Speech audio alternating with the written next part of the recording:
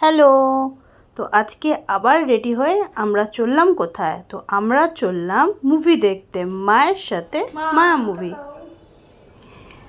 তো সবাই মিলে মানে আমি, মা, রোহান, আমরা তিনজন মিলে চলে গেলাম মুভি দেখতে। হঠাৎ করে প্ল্যান হলো মুভি দেখার। তো আমরা চলে এসেছি সিনেমা হলে, আর আমরা টাইমের আগে পৌঁছে গেছিলাম। যাই হোক, কিছুক্ষণ এদিক ওদিক ঘোরাফেরা করে আমরা এবার সিনেমা হলে ঢুকে গেলাম। তখনও সবাই আসেনি, মানে অনেকেই আসেনি। আমরা বসে গেলাম, জাস্ট মুভি স্টার্ট হয়ে গেল।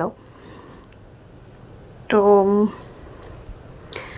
প্রথমে স্টার্টিংটা তো আমার জাস্ট দারুণ লাগলো। দেখো তোমরা কি সুন্দর। আর তারপরে আমাদের কলকাতায় শুটিং হয়েছে। কিছু কিছু সত্যি খুবই ভয়ের, মানে ভূতের সিন দেখানো হয়েছে। তো আমি এখানে জাস্ট একটা ক্লিপ অল্প একটু দেখালাম, কারণ এতে বেশি আমি দেখাতে পারবো না। আর কাজলকে তো দারুণ লাগছে, মানে মনেই হচ্ছে না যে এতটা বয়স হয়েছে। খুব সুন্দর লাগছিল কাজলকে দেখতে।